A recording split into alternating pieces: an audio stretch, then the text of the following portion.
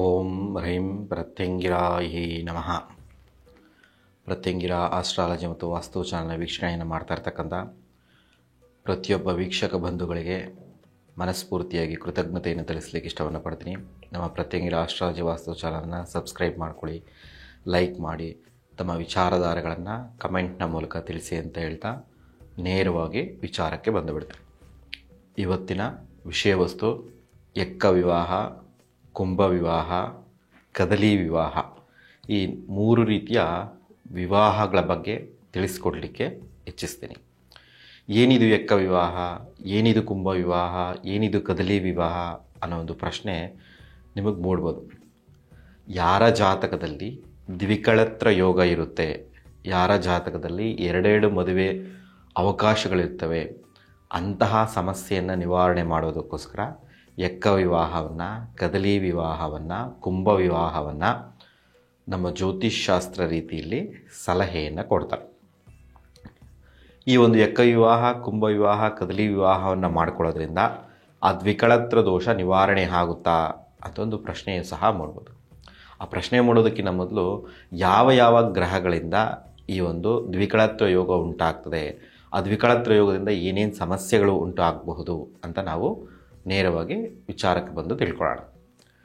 ಜಾತಕ ರೀತಿಯಲ್ಲಿ ಅಂದರೆ ನಮ್ಮ ಡೇಟ್ ಆಫ್ ಬರ್ತು ಟೈಮನ್ನು ಕೊಟ್ಟು ಒಂದು ಜಾತಕ ಕುಂಡಲಿಯನ್ನು ಬರೆಸಿದ್ರೆ ಅಲ್ಲಿ ರಾಶಿ ಕುಂಡಲಿ, ನವಾಂಶ ಕುಂಡಲಿ ಅಂತ ಬರ್ತದೆ. ಆ ರಾಶಿ ಕುಂಡಲಿಯಲ್ಲಾಗಲಿ ನವಾಂಶ ಕುಂಡಲಿಯಾಗಲಿ ಲಗ್ನದಿಂದ 7ನೇ ಮನೆಯನ್ನು ನಾವು ಸಪ್ತಮ ಸ್ಥಾನ ಅಂತ ಕರಿತೀವಿ. ಲಗ್ನದಿಂದ 7ನೇ ಮನೆಯನ್ನು ಸಪ್ತಮ ಸ್ಥಾನ ಅಂತ ಕರಿತೀವಿ. ಆ ಸಪ್ತಮ ಸ್ಥಾನ ಅಥವಾ 7ನೇ ಮನೆಯನ್ನು ನಾವು ವಿವಾಹ ಸ್ಥಾನ ಅಂತ ಕರಿತೀವಿ. ವೈವಾಹಿಕ ಜೀವನದ ಬಗ್ಗೆ ತಿಳ್ಕೋಬೇಕು ಅಂದರೆ, ಗಂಡ ಹೆಂಡತಿಯ ಬಗ್ಗೆ ತಿಳ್ಕೋಬೇಕು ಅಂತಂದರೆ, ಅವರ ವೈವಾಹಿಕ ಸಾಂಸಾರಿಕ ಜೀವನ ಹೇಗಿರ್ತದೆ ಅಂತ ತಿಳ್ಕೋಬೇಕು ಅಂತಂದರೆ ನಾವು 7ನೇ ಮನೆಯನ್ನು ನೋಡಬೇಕಾಗ್ತದೆ. ಹಾಗಾಗಿ ಅಂಥ 7ನೇ ಮನೆ ಬಹುಕಳತ್ರ ವಿಚಾರದವಾಗಿಯೂ ಸಹ ತಿಳಿಸ್ಕೊಡ್ತಕ್ಕಂಥ ಒಂದು ಸ್ಥಾನ ಆಗಿರ್ತದೆ. ಅಂಥ ಸ್ಥಾನದಲ್ಲಿ ನಮ್ಮ ಜಾತಕದಲ್ಲಿ 7ನೇ ಮನೆಯಲ್ಲಿ ಸಪ್ತಮ ಸ್ಥಾನದಲ್ಲಿ ಕುಜ, ರಾಹು, ಶನಿ, ಕೇತು ಈ ಗ್ರಹಗಳು ಕ್ರೂರಕಾರಕವಾದಂಥ ಗ್ರಹಗಳಾಗಿರ್ತವೆ. ನೆನ್ಪಿಟ್ಕೊಳ್ಳಿ, ಕುಜ, ರಾಹು, ಶನಿ, ಕೇತು ಇವು ಎಲ್ಲ ಗ್ರಹಗಳಲ್ಲೇ ಅತ್ಯಂತ ಕ್ರೂರವಾದಂತಹ, ಕೋಪಿಷ್ಟವಾದಂತಹ, ಒಂದಷ್ಟು ವೈವಾಹಿಕ ಜೀವನಕ್ಕೆ ಸಮಸ್ಯೆಗಳನ್ನು ಉಂಟು ಮಾಡತಕ್ಕಂಥ ಗ್ರಹಗಳಾಗಿರ್ತವೆ. ಇಂಥ ಗ್ರಹಗಳ ಜೊತೆಯಲ್ಲಿ ಸೂರ್ಯನೂ ಸಹ ಸೇರಿಕೊಂಡು ಒಟ್ಟು 5 ಗ್ರಹಗಳು ಕುಜ, ರಾಹು, ಶನಿ, ಕೇತು, ಸೂರ್ಯ ಇವುಗಳನ್ನು ಕೋಪಿಷ್ಟಕಾರಕ ಗ್ರಹಗಳು ಅಥವಾ ಕ್ರೂರಕಾರಕ ಗ್ರಹಗಳು ಅಂತ ಕರೀತಾರೆ. ಇಂಥ ಕ್ರೂರಕಾರಕ ಗ್ರಹಗಳು ಏನಾದರೂ ಸಪ್ತಮ ಸ್ಥಾನದಲ್ಲಿದ್ದರೆ, 7ನೇ ಮನೆಯಲ್ಲಿದ್ದರೆ, ಆ 7ನೇ ಮನೆಯಲ್ಲಿ ಇರೋದ್ರ ಜೊತೆಗೆ ಆ ಗ್ರಹಗಳೇನಾದರೂ ನೀಚವಾಗಿದ್ದರೆ, ನೀಚ ಸ್ಥಾನದಲ್ಲಿದ್ದರೆ, ಆ ಗ್ರಹಗಳ ಬಲ ಇಲ್ಲದೇ ಇದ್ದರೆ, ಅಂಥ ಸಪ್ತಮ ಸ್ಥಾನದ ಮೇಲೆ ಕುಜರಾಹು ಶನಿಕೇತುಗಳ ದೃಷ್ಟಿ ಏನಾದರೂ ಇದ್ದರೆ, ಉದಾಹರಣೆಗೆ ಲಗ್ನದಲ್ಲಿ ಶನೇಶ್ವರ ಇದ್ದು, ಲಗ್ನದಲ್ಲಿ ಕುಜಗ್ರಹ ಇದ್ದು, ಆ ಕುಜಗ್ರಹ ಆಗಲಿ ಶನಿಗ್ರಹ ಆಗಲಿ ಸಪ್ತಮ ಸ್ಥಾನವನ್ನೇನಾದರೂ ನೋಡ್ತಾ ಇದ್ದರೆ ಆ ಸಮಸ್ಯೆಯ ತೀವ್ರತೆಯ ಮಟ್ಟ ಇನ್ನೂ ಹೆಚ್ಚಾಗಲಿಕ್ಕೆ ಕಾರಣ ಆಗ್ತದೆ. ಹಾಗಾಗಿ ಅಂಥ ಸಂದರ್ಭದಲ್ಲಿ ಈ ಕ್ರೂರಕಾರಕ ಗ್ರಹಗಳು ಸಪ್ತಮ ಸ್ಥಾನದಲ್ಲಿದ್ದರೆ ಅದು ದ್ವಿಕಳತ್ರವನ್ನು ಇಂಡಿಕೇಟ್ ಮಾಡುತ್ತೆ, ಎರಡೆರಡು ಮದುವೆಗಳನ್ನು ಇಂಡಿಕೇಟ್ ಮಾಡುತ್ತೆ.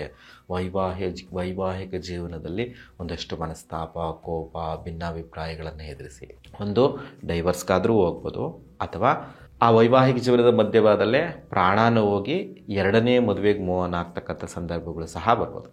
ಇಂತಹ ಸಂದರ್ಭದಲ್ಲಿ ಆ ದ್ವಿಕಳತ್ರ ಯೋಗವನ್ನು ತಪ್ಪಿಸ್ಲಿಕ್ಕೋಸ್ಕರ, 2ನೇ ಮದುವೆ ಚಾನ್ಸನ್ನು ತಪ್ಪಿಸ್ಲಿಕ್ಕೋಸ್ಕರ ಜೀವ ಇರತಕ್ಕಂತಹ ಕದಲಿ ಗಿಡ, ಎಕ್ಕ ಗಿಡ, ಆ ಸಸಿಗಳಿಗೂ ಸಹ ಜೀವ ಇದೆ ಅನ್ನೋದು ಸುಮಾರು 2000 ವರ್ಷಗಳ ಹಿಂದೆ ನಮ್ಮ ಹಿಂದೂ ಪರಂಪರೆಯಲ್ಲಿ ಜನಗಳು ನಂಬಿದ್ರು. ಹಾಗಾಗಿ ಅಂತಹ ಜೀವ ಇರತಕ್ಕಂಥ ಸ್ವರೂಪಗಳಾಗಿರ್ತಕ್ಕಂತಹ ಎಕ್ಕದ ಗಿಡವನ್ನು ಸೂರ್ಯನ ಪ್ರತೀಕವಾಗಿ ನಾವು ಗುರುತಿಸ್ತೀವಿ. ಕದಲಿ ಗಿಡವನ್ನು ಸ್ತ್ರೀಯ ಪ್ರತೀಕವಾಗಿ, ಅದು ಗರ್ಭ ಧರಿಸುತ್ತೆ ಅನ್ನೋ ಒಂದು ಕಾನ್ಸೆಪ್ಟ್ ಆಧಾರದ ಮೇಲೆ ಅದನ್ನು ಸ್ತ್ರೀಯ ಪ್ರತೀಕವಾಗಿ ನಾವು ಗುರುತಿಸ್ತೀವಿ. ಹೀಗೆ ಪುರುಷರಿಗೆ ಕದಲಿ ವಿವಾಹವನ್ನು, ಸ್ತ್ರೀಯರಿಗೆ ಎಕ್ಕ ವಿವಾಹವನ್ನು ಸಜೆಸ್ಟ್ ಮಾಡಿ.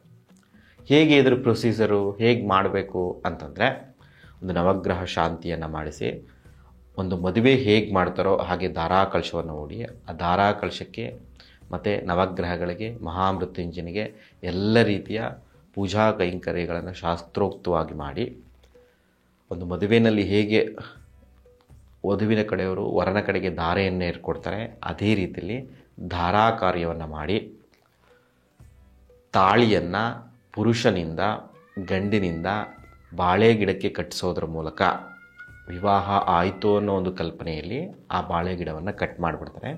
ಇದನ್ನು ಕದಲಿ ವಿವಾಹ ಅಂತ ಹೇಳಿದೆ. ಇದೇ ರೀತಿ ಹೆಣ್ಣು ಮಕ್ಕಳಿಗೆ ಒಂದು ಮಾಂಗಲ್ಯವನ್ನು ತೆಗೆದುಕೊಂಡು ಧಾರಾಕಾರ್ಯ ಹೇಗಿರುತ್ತೋ ಆ ಧಾರಾಕಾರ್ಯವನ್ನು ಹಾಗೇ ಮಾಡಿ ಆ ಎಕ್ಕದ ಗಿಡವನ್ನೇ ಪುರುಷನ ಸಂಕೇತವಾಗಿ ಕಲ್ಪಿಸಿಕೊಂಡು ವಧುವನ್ನು ಎಕ್ಕದ ಗಿಡದ ಮುಂಭಾಗದಲ್ಲಿ ನಿಲ್ಲಿಸಿ ಧಾರೆಯನ್ನು ಎರೆದುಕೊಟ್ಟು ಆ ಎಕ್ಕದ ಗಿಡಕ್ಕೆ ಒಂದು ಮಾಂಗಲ್ಯವನ್ನು ಹಾಕಿ ಆ ಮಾಂಗಲ್ಯವನ್ನು ತೆಗೆದು ಆ ಹೆಣ್ಣು ಮಗುವಿಗೆ ಹಾಕಿ ಆ ಎಕ್ಕದ ಗಿಡವನ್ನು ಕಟ್ ಮಾಡಿಬಿಡ್ತಾರೆ.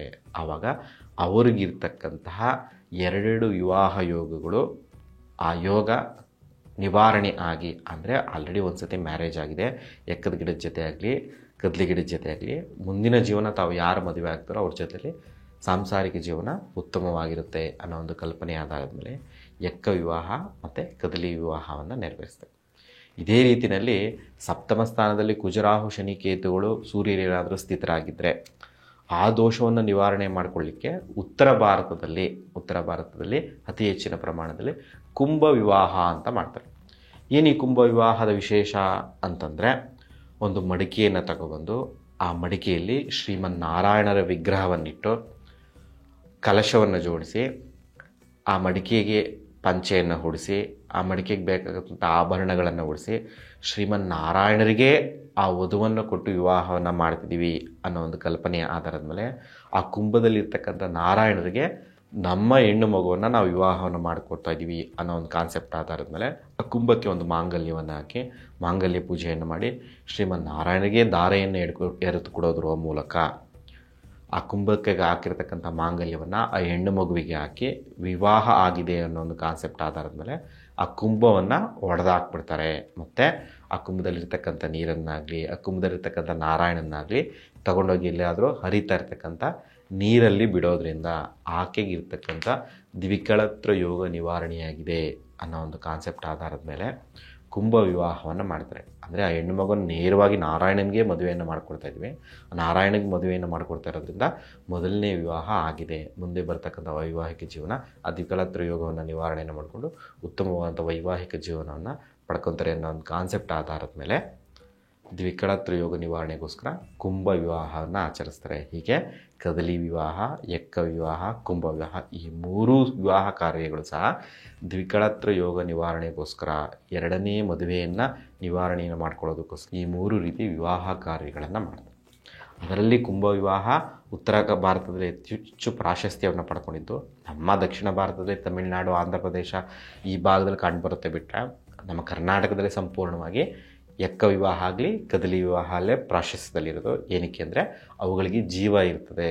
ಆ ಜೀವ ಇರತಕ್ಕಂತಹ ಒಂದು ಪ್ರಕೃತಿ ಪ್ರತೀಕವಾಗಿರ್ತಕ್ಕಂಥ ಕದಲಿ ವಿವಾಹನ ಎಕ್ಕ ವಿವಾಹವನ್ನು ಮಾಡಿ ಅವುಗಳನ್ನು ಕಡಿದು ಹಾಕ್ಬಿಟ್ರೆ ಅಲ್ಲಿಗೆ ಆ ಜೀವ ಹೋಯಿತು, ವಿವಾಹ ಮಾಡಿದಂಥ ಜೀವ ಹೋಯಿತು ಅನ್ನೋ ಒಂದು ಕಾನ್ಸೆಪ್ಟ್ ಆಧಾರದ ಮೇಲೆ ಎಕ್ಕ ವಿವಾಹವನ್ನು ಕದಲಿ ವಿವಾಹವನ್ನು ಮಾಡಿಸಲಾಗ್ತದೆ. ಹೀಗೆ ನಿಮ್ಮ ವೈಯಕ್ತಿಕ ಜಾತಕವನ್ನು ವೀಕ್ಷಿಸಿ ಅಥವಾ ಯಾರಾದರೂ ಜ್ಯೋತಿಷ್ಯ ಜ್ಞಾನವನ್ನು ತಿಳ್ಕೊಂಡಿರ್ತಕ್ಕಂತಹ ಗುರುಗಳ ಬಳಿಯಲ್ಲಿ ತಮ್ಮ ವಿವಾಹಕ್ಕೋಸ್ಕರನೇ ಪ್ರಯತ್ನವನ್ನು ಮಾಡ್ತಾಯಿದ್ರೆ ಒಮ್ಮೆ ತಮ್ಮ ಜಾತಕವನ್ನು ಪರಿಶೀಲನೆ ಮಾಡಿಕೊಳ್ಳೋದ್ರ ಮೂಲಕ, ತಮ್ಮ ಜಾತಕವನ್ನು ತೋರಿಸೋದ್ರ ಮೂಲಕ ನುರಿತ ಜ್ಯೋತಿಷ್ಯಗಳ ಬಳಿಯಲ್ಲಿ ಸಲಹೆಯನ್ನು ಪಡೆದು ಅವಶ್ಯಕತೆ ಇದೆ ಅಂದರೆ ಈ ಒಂದು ಕದಲಿ ವಿವಾಹ, ಎಕ್ಕ ವಿವಾಹವನ್ನು, ಕುಂಭ ವಿವಾಹವನ್ನು ಆಚರಿಸೋದ್ರ ಮೂಲಕ ತಮಗಿರ್ತಕ್ಕಂಥ ದ್ವಿಕಳತ್ರ ಯೋಗ ಸಮಸ್ಯೆಯನ್ನು ನಿವಾರಣೆ ಮಾಡ್ಕೊಳ್ಳಿ ಅಂತ ಹೇಳ್ತಾ ನನ್ನ ಮಾತನ್ನು ಮುಗಿಸ್ತಾ ಇದ್ದೀನಿ. ಧನ್ಯವಾದಗಳು.